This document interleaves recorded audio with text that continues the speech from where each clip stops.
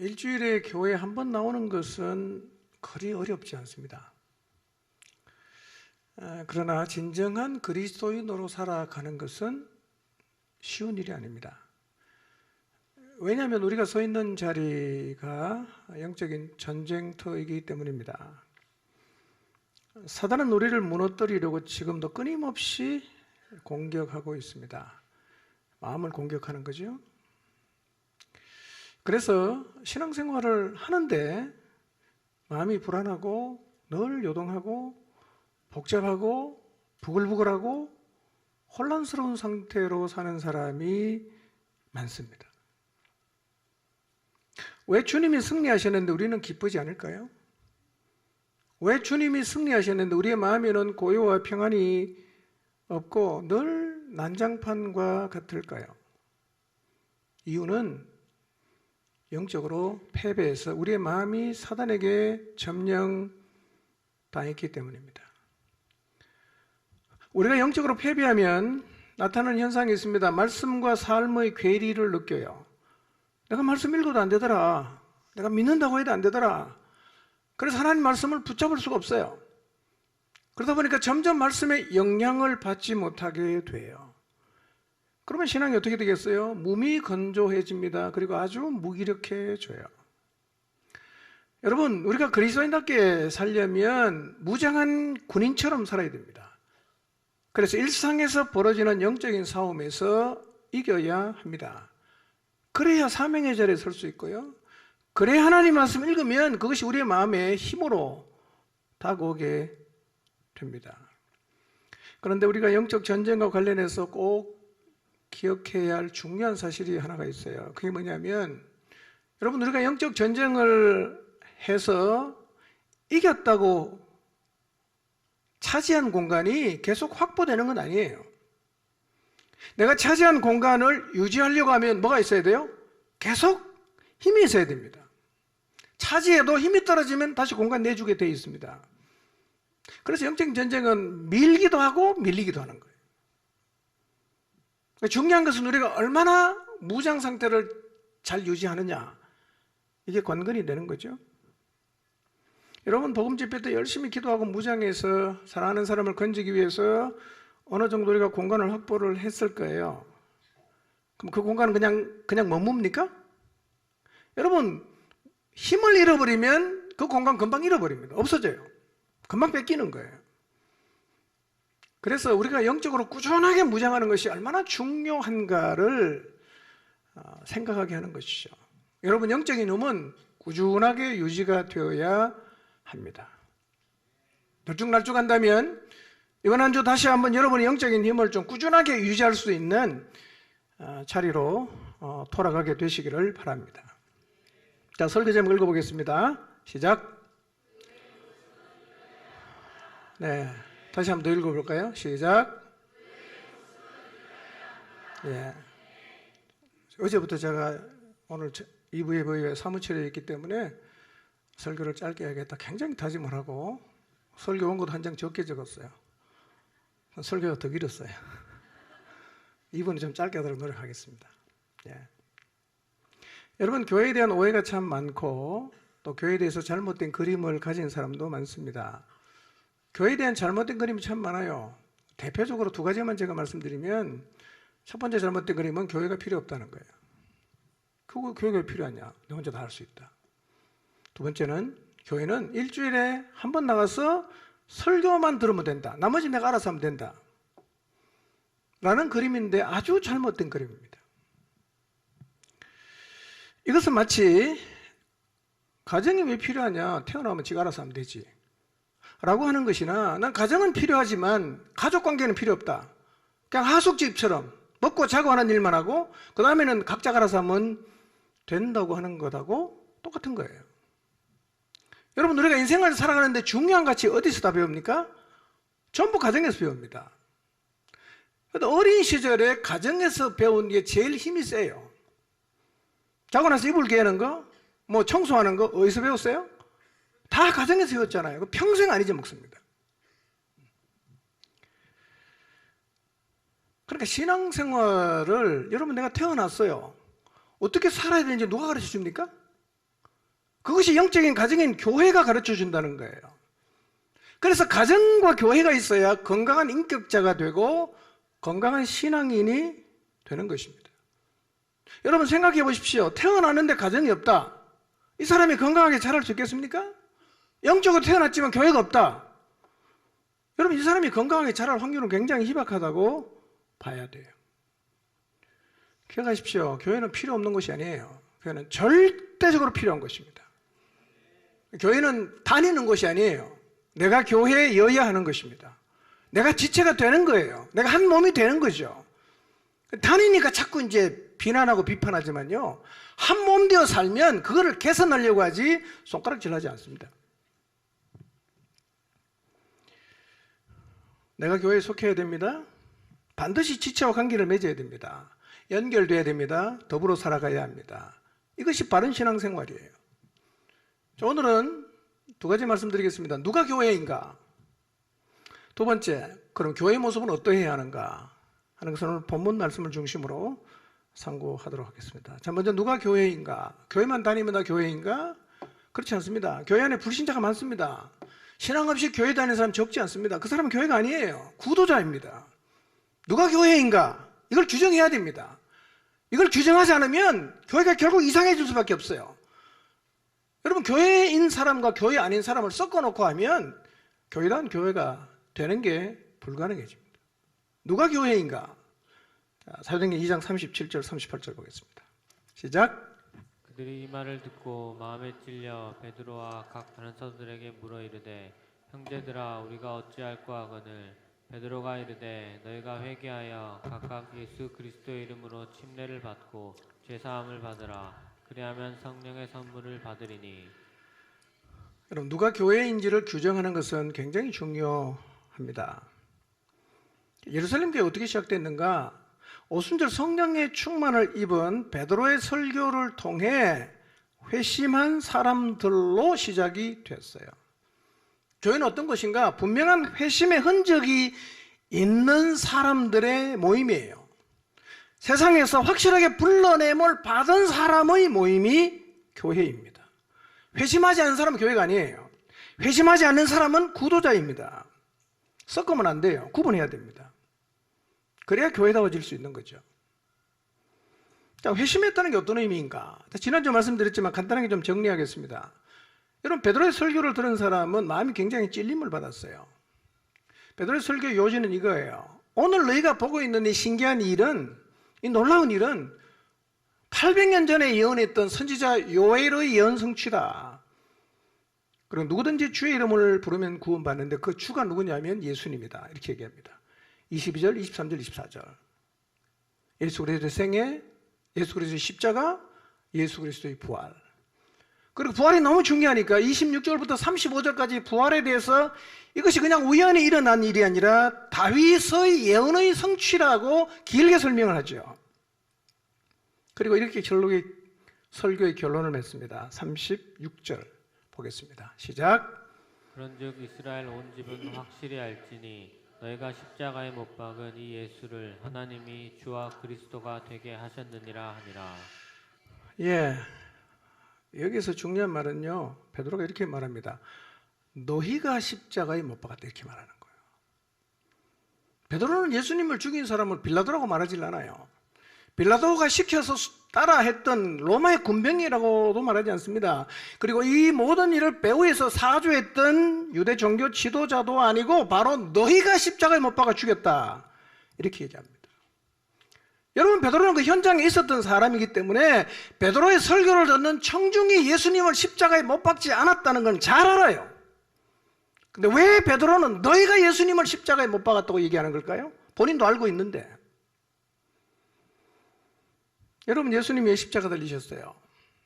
죄인을 구원하기 위해서 십자가에 달리셨어요.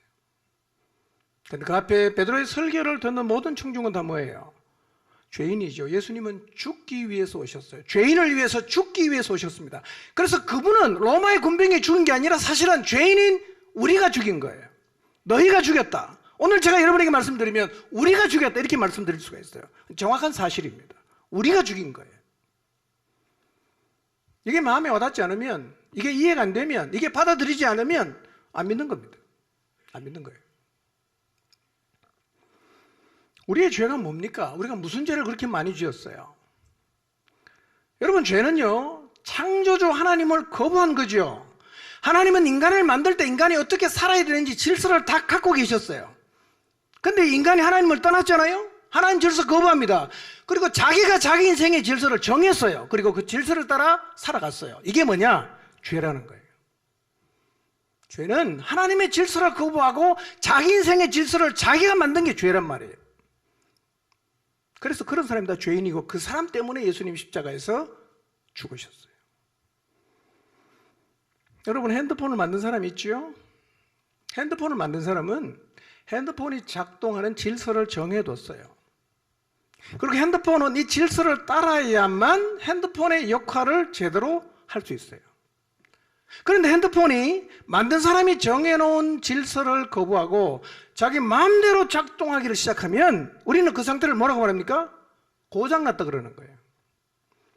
이걸 창조주 하나님과의 관계 안에서 설명하면 이게 바로 뭐예요? 이게 죄라는 거예요. 예수님은 우리의 죄, 하나님의 질서를 거부하고 자기가 인생의 질서를 만들어 놓고 그 질서를 따라 살아가고 있는 그 죄인을 구원하기 위해서 십자가에 못 박히셨어요. 그래서 누가 십자가에 못 박은 겁니까? 너희가, 우리가 못 박은 거예요.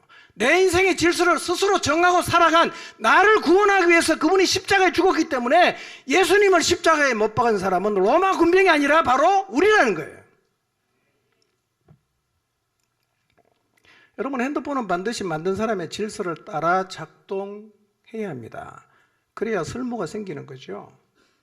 고장난 핸드폰이 회개했다면 어떻게 되는 걸까요? 원래 핸드폰을 만든 사람이 정한 질서대로 작동하는 거겠죠. 그게 회개겠죠. 우리의 회개는 뭘까요? 하나님이 우리 인생의 주인임을 인정하고 우리의 질서를 내려놓고 하나님의 질서 안으로 들어오는 것, 이게 뭐예요? 이게 회개라는 거예요. 너희가 십자가에 못 박아 주겠다, 이 설교를 듣고 그 설교를 듣던 청중은 마음에 큰 찔림을 받아요. 여러분, 하나님 말씀을 들으면 마음이 찔려야 합니다. 왜냐하면 말씀이 검이기 때문에 그렇습니다. 말씀이 검이기 때문에 말씀을 들으면 마땅히 그 말씀이 우리의 마음을 찔러야 됩니다. 오늘날은요, 찔리는 말씀을 좋아하질 않아요. 거부합니다. 부담 없고 편안하게 말씀을 듣고 싶어하는 사람이 많아요. 이렇게 말하는 사람이 많습니다. 우리도 삶이 피곤합니다. 일주일 내내 힘들게 살았습니다. 우리도 스트레스가 많습니다. 제발 교회에 와서까지 말씀 때문에 스트레스 받지 않게 해주십시오. 말합니다. 이제 위로의 설교를 좀 해주십시오. 평강을 말해 주십시오. 잘하고 있다고 좀 격려해 주십시오. 복받으라고 축복하는 설교를 해 주십시오. 라고 말을 합니다. 여러분, 기억하십시오. 그렇게 하는 것은 여러분의 영혼을 살리는 게 아니라 죽이는 거예요. 여러분, 마음에 전혀 부담이 안 되고 찔리지 않는 설교는 좋은 설교가 아니에요. 좋은 설교는 말씀이 마음을 찔러서 우리 속에 담겨진 죄를 드러내고 우리의 마음속에 숨겨진 나쁜 의도를 드러내서 다시 하나님의 질서 안으로 돌아오게 하는 거예요. 여러분, 하나님의 질서 안에 진정한 평강이 있습니다. 거기에 기쁨이 있고 거기에 위로가 있고 거기에 희망이 있는 거예요. 그래서 우리의 삶이 아무리 힘들고 사는 게 힘겨워도 하나님 말씀을 통해서 길을 알려주고 그 길을 가야 살 수 있습니다 라는 도전이 영혼을 살리는 말씀임을 잊지 마시기를 바랍니다. 여러분, 오늘도 말씀을 들으면서 마음이 찔리게 되시기를 바랍니다. 찔림 받은 사람의 반응이 뭐였어요? 어찌할꼬 탄식하는 거예요. 그리고 회개했어요. 여러분, 구원받은 사람은 이 자리에서 경험이 있어야 돼요. 탄식하고 회개한 경험이 있어야 됩니다. 회개가 뭐죠? 회개는 쉽게 설명하면 이거예요. 내가 만든 질서를 버리고 하나님의 질서로 돌아가는 거예요. 그래서 회개는 세상을 향하던 우리의 몸 전체를 완전히 돌아서는 거예요. 이게 회개예요. 과감하게 돌아서서 하나님의 질서를 받아들이는 게 회개라는 거예요. 머리만 끄트리는 게 회개가 아니에요. 몸을 돌이켜야 됩니다. 근데 어쩌면 오늘 우리는요, 돌아서지 않고 세상을 여전히 바라보고 추구하고 있으면서 등 뒤로 손만 살짝 내밀어 하나님 나 도와주세요 라고 이렇게 부탁하고 있을 수도 있습니다. 왜 우리가 어찌할고 하지 않을까요? 왜 회개하지 않을까요? 여러분, 사실은요, 회개하지 않는 가장 큰 이유는 탄식이 없기 때문에 그렇습니다. 말씀을 들어도 안 찔리니까 무슨 탄식할 게 있을까요? 죄가 안 드러나고 마음에 숨은 의도가 하나도 안 드러나니까 탄식하지 않죠. 그러니까 몸을 완전히 돌이키는 회개가 없는 겁니다. 여러분, 탄식과 회개의 자리에 누가 서느냐? 내 힘으로 안 되는 것을 경험한 사람이 서는 자리예요. 내 힘으로 안 되는 게 없는 사람은 신앙을 갖기가 힘들어요. 능력이 많아서 문제를 스스로 해결하고 문자 한 통 보내고 전화 한 통 하면 다 문제를 해결할 수 있는 사람은요, 자기 질서를 절대로 안 버립니다. 그냥 그렇게 살아요. 그러나 내 힘으로 할 수 없는 난제 앞에, 한계 앞에 설 때 비로소 어떻게 하면 되냐라고 탄식하게 되는 거예요.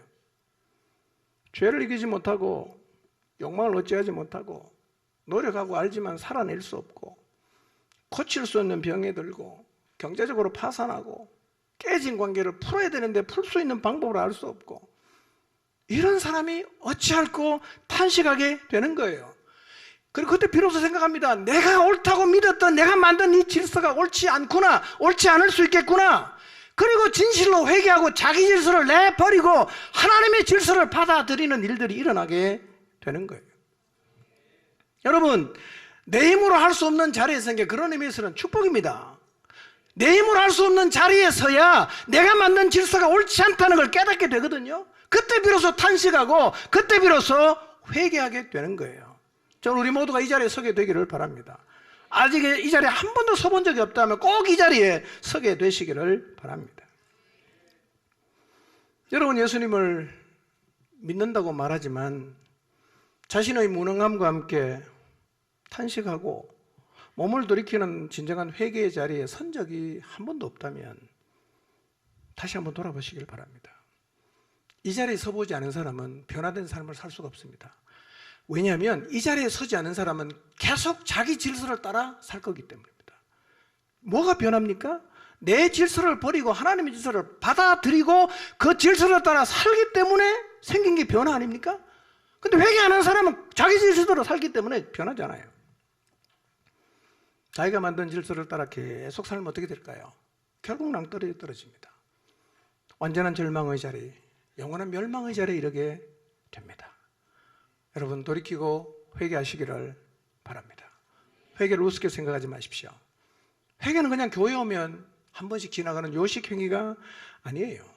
돌아서야 산다는 말을 싫어하지 마시고 진짜 돌아서시기를 바랍니다. 이렇게 회개하면 어떤 일이 일어납니까? 죄사함을 받죠. 하나님은 회개한 사람의 죄를 용서하세요. 완전히 용서하십니다. 기억도 안 하세요. 동이 서에서 먼 것처럼 하나님 우리의 죄를 멀리 던져버립니다. 깊은 바다에 던져버립니다. 그 진짜 회개하면요, 죄책을 가질 필요가 없어요. 하나님 우리의 죄를 정말 용서하셨거든요. 그러기 위해서 십자가에 죽으셨거든요. 그럼 침례를 받으십시오. 침례의 의미는 나는 이제 예수님과 함께 십자가에서 죽었습니다 라는 것을 공개적으로 고백하는 것입니다. 성경의 선물을 받게 된다. 이게 뭐예요? 이게 구원이에요. 이 과정이 있어야 돼요. 우리 모두의 삶에서. 이 과정이 없으면 절대로 변하지 않습니다.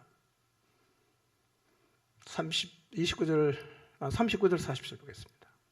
시작.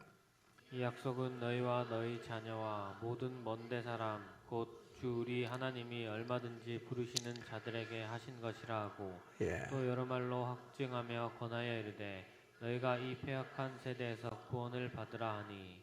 자, 예수님을 주님으로 부르면 구원을 받는다는 이 약속 39절 잘 보세요. 누구에게 주어졌어요? 너희, 그 다음에 너희 자녀, 그 다음에 모든 먼데 사람. 먼데 사람이 누구죠? 이방인이에요. 우리예요, 우리. 먼데 사람이 우리입니다. 이 약속은 유대인뿐만 아니라 먼 데 있는 우리 모두에게도 동일하게 주어졌습니다. 그래서 우리도 주의 이름을 부르면 뭘 받아요? 구원받습니다. 원래 하나님의 계획은 유대인만이 아니었어요. 온 세상이었습니다. 베드로는 여러 말로 확정을 했다. 40절 여러 말로 확정했다. 여러 말이 뭐겠어요? 다 예수님 얘기겠죠. 예수님이 누구신가? 예수님이 이 땅에 살아계실 때 어떤 일을 하셨는가? 그분이 무슨 말씀을 하셨는가? 그걸 사도들이 여러 말로 증거를 했습니다. 왜냐하면 3년을 같이 따라다녔고 예수님의 증인들이니까 다 얘기할 수 있었어요. 여러분, 교회는 계속 예수님을 전하는 곳이어야 합니다. 교회는 오직 예수님 말씀을 전해야 되고 성도는 예수님의 말씀에 반응해야 됩니다. 아멘이죠? 그게 교회입니다. 여러분, 오늘날 교회가 능력을 잃어버린 이유가 뭘까요? 교회 안에 세상이 물밀듯이 밀려와서 그래요. 어느 틈엔가 교회 안에 세상의 가치와 방식이 밀고 들어왔어요. 세상이 어떠하든 교회는 오직 예수님 말씀대로 가야 되는데 이 폐역한 세상의 방식을 자꾸 받아들이니까 교회가 무력해지는 거예요. 여러분, 하나님 말씀대로 가는 것을 고리타분하게 생각하시면 안 됩니다. 그렇게 가야 되는 거예요. 그것밖에 없어요. 그게 길이에요. 세상이 어떤 것입니까? 40절에 이 패역한 세대에서 구원을 받으라, 그렇게 말을 했어요. 여러분, 패역하다는 말은요 이런 뜻입니다. 굽었다, 구부러졌다, 비뚤어졌다, 부정직하다, 그런 뜻이에요. 우리가 이 패역한 세상에 살면 세상 영향을 받을까요, 안 받을까요? 받죠. 받습니다. 여러분, 오늘 뭐 다 잘 차려입고 와서 예배를 드리고 아주 뭐 사모하는 표정을 하나님을 향해 짓고 있지만 우리의 내면을 가만히 들여다보면 다 뒤틀려 있어요. 구부러져 있어요. 비뚤어졌을 수 있습니다. 그래서 말씀 앞에서 우리는 구부러지고 삐뚤어진 우리의 마음을 다시 봐야 돼요. 그리고 그 말씀 앞에서 다시 내려놓고 하나님을 붙잡는 일이 예배를 통해서 반복적으로 일어나야 하는 것입니다. 그리고 베드로가 이렇게 말합니다. 이 패역한 세대에서 구원을 받으라, 이렇게 말하는 거예요. 여러분, 구원을 받으라는 명령형입니다. 구원을 받을지 말지 우리가 선택하는 거 아니에요. 무조건 다 구원을 받아야 됩니다. 안 받으면 어떻게 돼요? 영원한 멸망이에요. 여러분, 구원받는 것을 선택으로 생각하지 마시기를 바랍니다. 이것은 구원 안 받으면 정말 큰일 나는 거예요.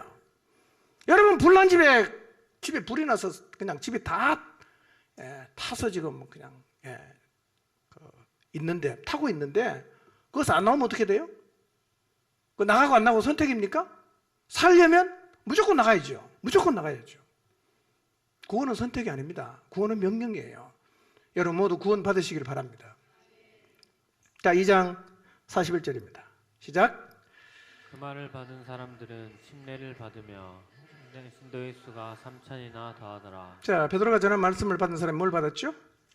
침례를 받았어요. 말씀을 받은 사람.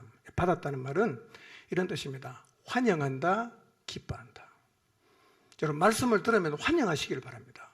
말씀을 들으면 마음으로 받으시기를 바랍니다. 그러니까요, 말씀을 듣고 받아서 마음이 찔렸습니다. 탄식하고 회개합니다. 죄사함 받습니다. 성령의 선물 받습니다. 그리고 침례를 받았어요. 이 사람이 어떤 사람이에요? 구원받은 사람이에요. 누가 교회입니까? 이 사람이 교회입니다. 이 사람들의 모임이 교회입니다. 나는 교회인가 교회 아닌가 한번 생각해 보십시오. 이 사람이 교회예요. 이 사람들은 하나님 말씀대로 살 수 있죠. 이 사람은 자기 길을 버릴 수 있어요. 성령 충만함을 입는다면 말씀대로 사는 게 가능해집니다. 근데 이런 경험이 없는 사람은 아무리 영을 써도 안 돼요. 그건 죽어도 안 되는 거예요. 그러니까 살려고 노력하지 말고 뭐부터 해야 됩니까? 태어나는 게 더 중요한 거죠. 그 과정이 없으면 사는 과정은 안 됩니다, 여러분. 이날에 신도의 수가 3,000이나 되어졌어요. 그 교회는 뭐냐? 세상에서 불러냄을 받은 사람들의 모임. 에클레시아라는 말이 몸으로부터 불러냄을 받았다, 그런 뜻이에요. 교회가 원래 그런 것입니다. 그래서 하나님이 영원전에 교회 가신 교회가 이렇게 이 땅에서 시작이 됐습니다. 여러분, 교회는 사실은 수평이동이 아니고요, 우리가 복음을 전하고 예수님을 믿고 그래서 침례받는 사람이 많아야 돼요. 많아야 됩니다. 여러분, 오늘 우리 교회 침례받은 사람이 33명이에요. 많습니까? 저는 우리가 가진 영적인 에너지만큼 침례받는 사람이 생기지 않는 것이 늘 안타깝습니다. 우리 정도면 100명씩은 예수님 믿어야 되지 않겠어요? 포항 시민이 50만인데 언제 뭐 33명에 10년은 몇 명입니까? 더 많은 사람 좀 건져내야 되지 않겠어요? 하나님 소원인데. 내년에는 올해보다 더 많은 사람이 예수님 믿고 침례받는 자리로 서게 되기를 바랍니다. 자, 이런 사람들이 모인 예루살렘 교회에는 세상에 충격을 줬어요. 교회를 보고 충격을 받았습니다. 41절부터 보면 예루살렘 교회의 모습이 어떠했는가를 우리에게 보여주고 있는데요. 어쩌면 이 교회의 모습은 오늘 우리들이 살고 있는 이 시대의 교회와 많이 다를 수 있어요. 많은 사람들이 이 교회를 동경합니다. 우리도 초대교회 같았으면 좋겠다. 우리도 이 교회로 돌아갔으면 좋겠다. 그런데요, 이렇게 말해요. 근데 불가능하다. 불가능하다. 여러분, 우리가 초대교회로 돌아가는 게 불가능합니까? 가능하죠. 왜 가능합니까? 여러분, 초대교회가 어떻게 세상에 충격을 줬어요? 그들이 훌륭했습니까? 아니에요. 성령이 오시고 성령 충만했기 때문에 그들은 세상에 충격을 줬단 말이에요. 세상에 충격을 주게 만든 주 요인이 뭐였어요? 성령님이셨습니다. 그분 우리 안 계시나요? 우리 안에 계세요. 그러니까 오늘 이 땅에 있는 모든 교회는 초대교회처럼 그렇게 세상에 충격을 줄 수가 있습니다. 이걸 믿어야 됩니다. 믿어야 돼요. 성령이 계셔서 된 일이라면 우리에게 성령이 계시는데 우리가 그렇게 못할 이유가 없죠. 자, 그럼 예루살렘 교회가 어떤 모습이었나? 2장 42절 43절을 보겠습니다. 시작. 그들이 사도의 가르침을 받아 서로 교제하고 떡을 떼며 오로지 기도하기를 힘쓰니라.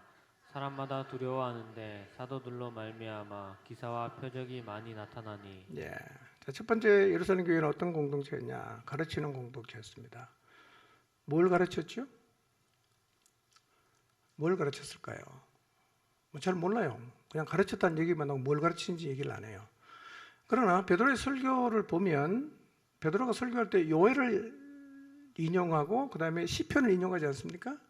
스데반의 설교를 들어보면 구약을 쫙 꿰고 있어요. 아마 구약 성경을 가르쳤겠죠. 구약 성경. 그 다음에 뭘 가르쳤을까요? 오순절 역사를 가르쳤을까요? 성경을 가르쳤을 거예요. 그리고 누굴 가르쳤을까요?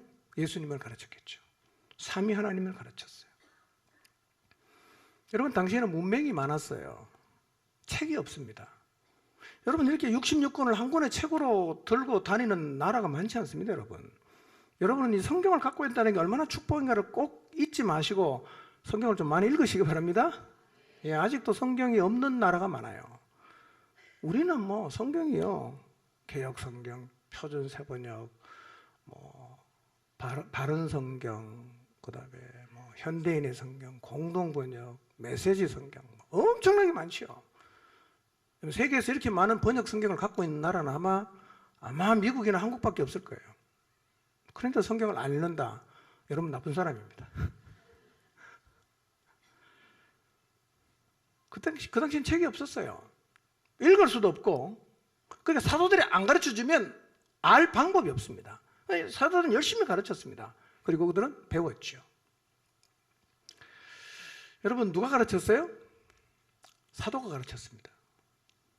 오늘날 교회 안에서 보면요, 교회에서는 안 배우고 꼭 딴 데 가서 배우는 사람이 있어요. 그러다가 이단으로 넘어가잖아. 딴 데 가서 배우지 마시기 바랍니다. 예?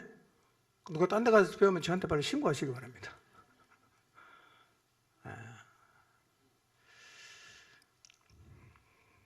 우리가 세상 가치에 자꾸 넘어가는 이유가 뭘까요? 이상한 형태의 신앙을 갖게 된 이유가 뭘까요? 성경을 몰라서 그래요. 성경을 모르니까 신앙생활이 뒤죽박죽 되는 거예요. 여러분, 세상의 가치가 물 밀듯이 뭐 교회 안에 다 밀고 들어오죠. 뭐 하면 될까요? 진리를 알면 돼요. 진리만 잡으면 돼요. 말씀을 열심히 가르쳐야 됩니다. 여러분, 우리 교회 기초도 가르침이었어요. 제가 20몇 년 전 생각해 보면요, 정말 성경 많이 가르쳤어요. 예. 병이 날 정도로 가르쳤어요. 그게 우리 교회의 기초가 됐어요. 여러분, 또 하나는요, 개인 양육 열심히 받으시기 바랍니다. 개인 양육 너무 소중하죠. 돈도 안 받고 해주잖아요. 공짜로 양육해 주잖아요. 육아비도 안 받고. 축복을 하시기 바랍니다. 원하시기 바랍니다. 그리고 개인 양육을 통해서 하나님을 계속 알아가시기를 바랍니다. 이게 교회예요. 교회 모습 이래야 됩니다. 두 번째 교회 모습 어떻게 해야 되느냐? 교회는 기도하는 공동체였습니다. 기도의 중요성은 재론할 필요가 없죠. 여러분, 사도행전에 28장이 있어요. 기도했다는 말은 몇 번 나온다고요? 32번 나옵니다. 그게 사도행전은 펼치면 다 기도했다는 얘기예요. 펼치면 기도했다. 교회는 기도하는 공동체여야 합니다. 감사한 것은요, 우리 공동체 안에 기도의 진보가 있다는 거죠. 기도하는 사람이 점점 많아지고 있다는 거, 기도 시간이 길어지고 있다는 거, 저는 너무 감사하다고 생각합니다. 여러분, 지하 기도실은 포중침의 엔진과 같은 것입니다. 거기 온도가 우리 공동체 온도입니다. 거기 꺼지면 교회도 꺼지게 돼 있어요. 기도가 꺼지면 교회는 꺼지는 겁니다. 여러분, 교회에서 볼 수 있는 가장 아름다운 모습은 뭐냐? 성도가 기도하는 모습이에요. 제가 기도하러 가보면요, 뭐 청소년도 오고요, 청년들 기도하러 많이 와요. 너무 귀여워요. 너무 이뻐요. 제가 칭찬을 많이 해줍니다. 여러분, 젊은 사람 지하 기도실에 기도하러 오면요, 그냥 지나지 말고 칭찬해 주십시오. 젊은 사람 얼마나 바쁜지 아세요? 핸드폰 하나 가지고 24시간 놀 수 있는 애들입니다. 근데 그 덮어놓고 기도하러 왔다. 이 대단한 일입니다, 여러분. 그래야 교회가 사는 거죠. 그래야 세상에 휘둘리지 않게 된단 말이에요. 더 많이 하나님 앞에 나가서 기도하시길 바랍니다. 근데 기도할 때 중요한 게 하나 있어요. 그게 뭐냐? 말씀을 붙잡고 기도해야 돼요. 우리의 기도의 근거는 하나님 말씀에 있어야 된단 말이에요. 근데 성경을 안 읽고 말씀 없이 기도를 자꾸 하다 보니까 우리의 기도가 불신자의 기도가 같아지는 거예요.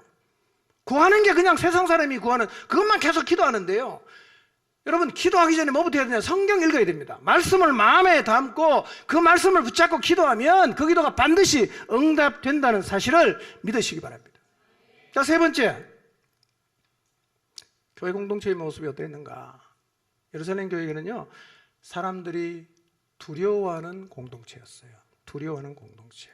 두려워했다는 말을 다르게 표현하면 경외했다는 말이에요. 하나님을 경외했다. 예. 여러분, 교회는 하나님을 경외함이 있어야 합니다. 우리가 예배에 나오고 목장 모임도 나오고 교회를 나오지만 여기는 우리 눈에 보이지 않지만 그러나 실존하에 계시는 하나님을 두려워해야 됩니다. 그게 교회입니다. 눈에 보이는 사람은 두려워하는데 하나님 안 보인다고 하나도 안 두려워하면 그거는 교회가 가져야 될 모습은 아니에요. 근데 이들이 어떻게 하나님을 경외했을까요? 어떻게 하나님을 경외했을까요? 그리고 왜 하나님을 경외하지 않게 되는 걸까요? 그 차이가 무엇일까요? 여러분, 예루살렘 교회 성도들은요, 우선 자기가 변화되는 거예요. 내가 평생 이렇게는 살 수 없으리라고 생각했는데 내가 변했어요. 내 옆에도 변하는 거예요. 저 친구가 저렇게 변했네? 저 친구가 저렇게 변했네? 사도들을 통해서 기사 표적이 나타나요. 그 예루살렘 교회는 하나님이 보이는 거예요. 하나님 느껴져요. 하나님 정말 살아계신다. 저 사람 보니까 하나님 계시네. 그러니까 어떻게 돼요? 그 살아계신 하나님 보이진 않지만 두려워하는 거예요. 경외하게 됐다는 거예요. 이게 교회입니다. 교회 모습 이러해야 됩니다. 사람보다 하나님을 두려워하는 것이 바로 교회라는 사실을 잊지 마시기를 바랍니다. 정직하게 한번 우리를 돌아봅시다. 나는 사람을 두려워하는가? 하나님을 두려워하는가? 우리는 사람을 두려워하지만 하나님을 전혀 두려워하지 않을 수가 있습니다. 그건 결국 교회 공동체가 하나님을 보여주지 못하고 있다는 얘기입니다. 여러분, 이 안에 있는 우리가, 하나님을 믿는 우리가, 전지전능하다고 말하는 우리가 하나님을 경외하지 않는데 바깥에 있는 사람이 어떻게 하나님을 경외하겠어요? 우리가 두려워하지 않는 하나님을 교회 밖에 있는 사람이 두려워하겠습니까? 절대로 그런 일 안 일어납니다. 우리가 두려워하면 그들도 두려워합니다. 이런 일이 일어나기를 주님의 이름으로 축원합니다. 자, 44절에서 47절 봅니다. 시작. 있는 사람이 다 함께 있어 모든 물건을 서로 통용하고 또 재산과 소유를 팔아 각 사람의 필요를 따라 나눠주며 날마다 마음을 같이하여 성전에 모이기를 힘쓰고 집에서 떡을 떼며 기쁨과 순전한 마음으로 음식을 먹고 하나님을 찬미하며 또 온 백성에게 칭송을 받으니 주께서 구원받는 사람을 날마다 더하게 하시니라. 아멘. 자, 예루살렘 공동체의 네 번째 어떤 공동체냐면 나눔의 공동체였어요. 나눔의 공동체. 이렇게 표현하고 있죠. 모든 물건을 서로 통용하고 재산과 소유를 팔아 각 사람의 필요를 따라 나눠주고 그랬어요. 여러분, 세상에서 제일 버리기 힘든 게 뭡니까? 재산입니다. 돈입니다. 돈은 진짜 버리기 힘들어요.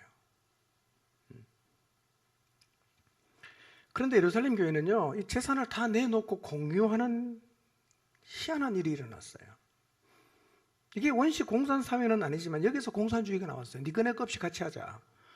여러분, 하나님이 다스리면 이게 되지만요, 폐역한 인간이 다스리면 그 공산주의는 최악의 구조가 되는 거예요. 어떻게 이런 일이 갑자기 일어났을까? 배경을 알게 되면 좀 쉽게 이해할 수 있어요. 진 에드워드라는 사람에 따르면요, 베드로의 설교를 듣고 3,000명이 회개했는데요, 이 디아스포라 유대인들이 예수님을 믿고 난 다음에 안 돌아갔다는 거예요. 예루살렘 그냥 머물렀어요. 갑자기 거처가 없는 사람이 몇 명 정도, 거의 3,000명 정도가 생겨났어요. 난민이 3,000명이면 난민촌을 만들어야 돼요. 근데 이 3,000명을 누가 수용했어요? 예루살렘 교회가 수용했다는 거예요. 대단한 일이죠. 여러분, 3,000명을 수용하려고 하면 한 가정에 100명씩 수용해도 30가정의 가정을 열어야 돼요. 근데 100명이 같이 살 수 있는 가정을 가진 사람이 몇 명이나 되겠어요? 거의 없겠죠. 물론 마가의 다락방은 부자니까 120명이 다락방에 올라갔지만요, 100명 이상 머물 수 있는 가정은 없겠죠. 그럼 50명 수용하면 60가정이 필요합니다. 10명씩 데려가도 300가정이 필요합니다. 여러분, 예수님 믿고 여기 살겠다고 하는 사람에서 가정을 열 수 있겠어요? 우리 집에 오세요. 5명만. 할 수 있겠어요? 쉽지 않습니다. 여러분, 예루살렘 교회는 이들에게 자기 집을 개방해요. 집만 개방한 게 아니라 먹고 사는 데 필요한 거 다 공급했어요. 이것은요, 얼마의 헌금으로는 해결되는 게 아닙니다. 뭐가 들어가야 되냐? 인생이 들어가야 됩니다. 자기 인생 전부를 던져야 되는 거예요. 놀랍게도요, 예루살렘 교회 교인들은 자기 가정을 다 개방합니다. 재산 팔고 소유를 팔아서 필요에 따라 나눠주고 재산을 공동 소유했다는 거예요. 아마도 추정하기에 디아스포라 유대인들이 최소 1년에서 2년 정도를 그 집에 머물렀을 것으로 생각해요. 물론 몇 달이 지난 다음에는 직장을 찾았었겠죠. 월급 받으면 다 내놓는 거예요. 공동으로 소유했습니다. 이게 최초 교회의 모습이었어요. 물론 성경은 모든 교회가 이러해야 한다고 명령하진 않아요. 그러나 오늘날도 힘들게 번 돈을 어려운 지체들에게 나누어 주기 위해서 목적 헌금하는 사람이 적지 않아요. 우리 안에도 있어요. 100만 원씩. 누구에서 주세요? 500만 원씩. 돈 500만 원이 적은 돈입니까? 1년 모아도 500만 원은 못 모을 수 있어요. 그런데 누가 시키지도 않았어요. 성령이 주시는 마음을 따라 어려운 일에 500만 원 내고 1,000만 원 내고 헌금합니다. 원래 교회는요, 이런 나눔 공동체여야 합니다. 초대교회가 그랬습니다. 전 우리 교회라도 계속 이 나눔이 더 활성화되기를 바랍니다. 자, 마지막 5번째. 예루살렘 교회는요, 작은 모임으로 모이는 공동체였습니다. 46절을 보면요, 날마다 마음을 같이하여 성전에 모이기를 힘쓰고 집에서 떡을 떼고 기쁨과 순전한 마음으로 음식을 먹었다 그랬어요. 여러분 잘 보십시오. 46절을요. 두 개의 모임이 있어요. 하나는 어디서 모입니까? 성전에 모여요. 큰 모임이에요. 작은 모임은 무슨 모임입니까? 집에서 모여요. 또 오늘날 교회도 두 개의 모임이 있죠. 큰 모임은 어디서 모입니까? 이 예배실에서 모여요. 작은 모임은 집에서 모이는 거죠. 우리 교육실에서 모이고 그렇게 모이죠. 예루살렘 교회는 이 두 모임이 모두 활발했어요. 3,000명이 넘는 교인이지만요, 집에서 모이는 이 작은 모임을 통해서 다 연결이 되는 거예요. 작은 모임에서 떡을 떼고 음식을 먹고 공유했어요. 여러분, 작은 모임이 왜 필요할까요? 현대인들은 제일 싫어하는 게 뭡니까? 모이라는 거예요. 굉장히 싫어하죠. 우리 교회는 뭐 그런 사람 없어서 감사한데요. 설교도요, 예배도 1시간 넘어가면 그때부터는 자기는 예배 끝났거든요. 일상 팍 쓰고 있습니다. 빨리 안 끝나나? 왜 저렇게 길게 하나? 이러고 앉아있어요. 모이는 거 정말 싫어해요. 우리는 뭐 그걸 뭐 민폐라고 생각도 하고요. 굉장히 싫어합니다. 그래서 일주일에 주일 날 예배 딱 한 번 나오고요. 작은 모임 안 갑니다. 나 그거 필요 없다. 나 하나도 중요하게 생각 안 한다. 이렇게 참석 안 한 사람이 있어요. 여러분, 작은 모임이 정말 필요 없는 걸까요? 그 시간 낭비일까요? 내 취향이 아니니까 거부해도 되는 걸까요? 우리 뭘 믿어야 돼요? 시대를 따라가는 게 아니라 성경을 따라가야 되잖아. 초대교회가 어떻게 했어요? 작은 모임을 했어요. 이 작은 모임은요, 오늘 우리 교회로 말하면 뭐겠어요? 목장인데 이 작은 모임은 하나님의 디자인이에요. 에베소 4장 16절 한번 볼까요? 교회가 이런 곳이다. 교회 설교를 쭉 설명하는데요. 4장 16절을 이렇게 말합니다. 읽어봅니다. 시작. 그에게서 온 몸이 각 마디를 통하여 도움을 받음으로 연결되고 결합되어 각 지체의 분량대로 역사하여 그 몸을 자라게 하며 사랑 안에서 스스로 세우느니라. 작은 모임을 통해서 뭘 받습니까? 도움을 받아요. 작은 모임을 통해서 연결이 돼요. 작은 모임을 통해서 결합이 됩니다. 결합이 된다는 말은 조화를 이룬다 혹은 하나 된다, 그런 뜻이 있어요. 그러니까 여러분 신앙생활을 하면서 작은 모임이 안 나오면 도움을 입을 수가 없어요. 연결 당연히 안 되겠죠? 연결 안 되는 무슨 조화로운 사람이 될 수 있겠어요? 우리는 이 작은 모임을 통해서, 이 모임 안의 이 교제를 통해서 우리가 다른 사람과 조화를 이루며 살 수 있는 사람으로 다듬어지는 거예요. 우리 다 너무 뭐가 많이 났어요. 다듬을 필요가 있어요. 교정이 필요합니다. 여러분 가정에서 한번 생각해 보세요. 잘할 때 부모님이 얼마나 간섭해요. 하지 마라, 가지 마라, 빨리 와라, 계속 잔소리하지 않습니까? 그거 없으면 우리가 건강한 인격자로 자랍니까?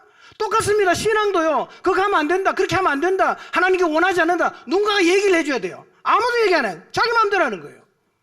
신앙의 모습이 정말 희한한 거예요. 왜 그렇습니까? 작은 모임이 없어 그래요. 연결 안 돼서 그런 거예요. 우리는 온전 내버려 두면요, 죄성이기 때문에 제 마음대로 하게 되어 있습니다. 그걸 교정하는 데가 어딥니까? 교회밖에 없어요. 작은 모임밖에 없다는 거예요. 여러분 작은 모임이 취향이 아니라고요? 도대체 누구를 믿는 거예요? 나를 믿는 거예요? 성경을 믿는 거예요? 그러지 마시기를 바랍니다. 내 취향대로 하는 게 아니에요. 하나님 하라는 대로 순종합니다. 해보면 왜 하라는지 이유는 충분히 알게 되어 있습니다. 작은 모임에서 뭐 했습니까? 떡을 떼고 음식을 먹었거든요. 여러분이 음식을 나누는 게 생각 이상 의미가 있어요. 저는 오늘 이후부터 지금도 잘하고 계시지만 작은 모임에서 지체들과 식탁 교조를 좀 많이 하시기를 바랍니다. 우리 시대 친분의 척도가 뭡니까? 그 사람하고 밥 몇 번 먹었냐 이거잖아요. 나 그 사람하고 밥 5번 먹었다. 와, 되게 친하네, 일이 나오지 않습니까? 나 20년은 한 번도 밥 먹은 적 없다. 별로 안 친하네, 이렇게 말한단 말이에요. 근데 여러분, 누가 여러분하고 밥 먹자고 전화하면 다 환영합니까? 먹기 싫은 사람 있죠?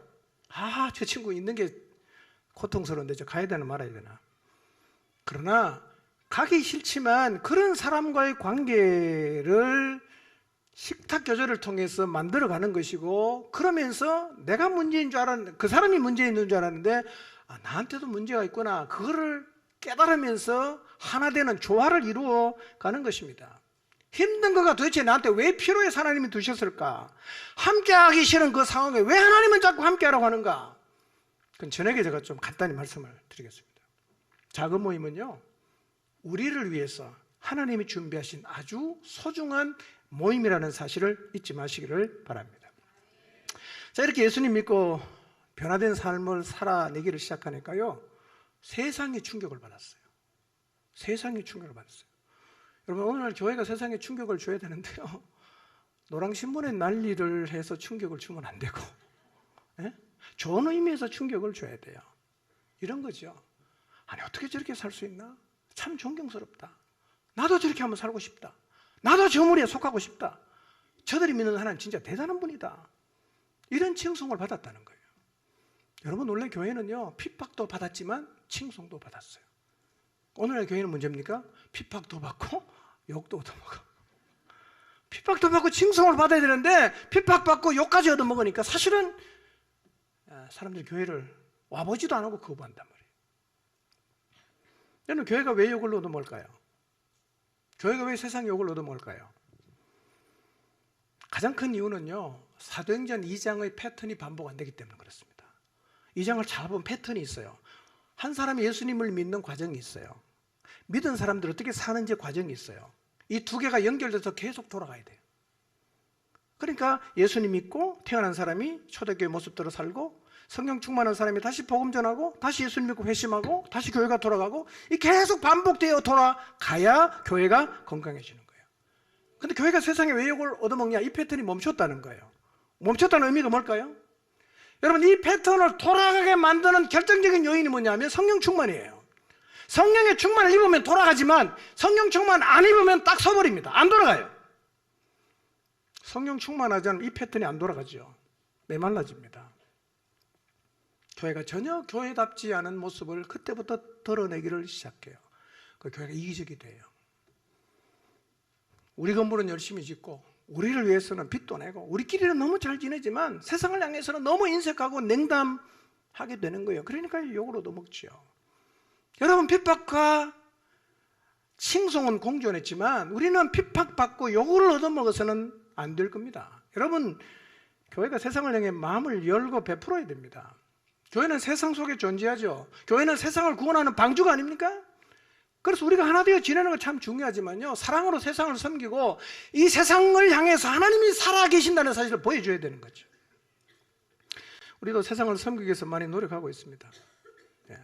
잠깐 가만히 생각해 봤거든요. 저도 이 지역을 섬기는 게 참 잘 안 된다. 그게 늘 숙제였어요. 돌아보니까요, 우리가 지금 세상을 섬기기 위해서 하고 있는 게 뭐가 있는가, 뭐 이런 게 생각났어요. 우리 화장실 개방했어요. 저 앞에 화장실 생기기 전에 제가 대충 계산하면 하루에 한 700~800명이 이 교회 화장실 들었어요. 네. 데크 휴게시설. 네. 우리 동네 명소입니다. 남녀노소 다 옵니다. 자, 도시락 싸서 소풍도 오고 하여튼 뭐 많이 와요. 어린이날도 개방했죠. 토요일 보면요, 동네 사람 굉장히 많이 옵니다. 주차장 개방했죠. 풋살구장 공유하죠. 지역을 위해서 우리 교회 시설 계속 개방합니다. 흰남노 태풍 왔을 때 우리가 주민을 섬겼습니다. 골목 상권을 살리기 위한 소비운동 계속하고 있습니다. 계속 사랑으로 섬겨야 됩니다. 어떻게 가능하냐? 사도행전 2장의 패턴이 반복되면 가능합니다. 그리고 이 사도행전 2장의 패턴은 무엇이 가능하게 하느냐? 성령 충만이 가능하게 합니다. 자, 이런 일이 일어났을 때 어떻게 되냐?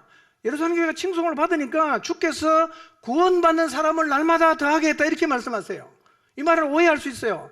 아, 이렇게 칭송을 받으니까 하나님 그냥 사람들은 막 가서 예수님 믿겠구나, 그런 뜻이 아니에요.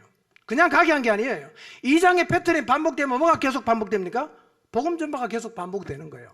가서 복음 전했어요. 성령이 역사하십니다. 주께로 돌아와요. 이런 일이 계속 일어났다는 것입니다.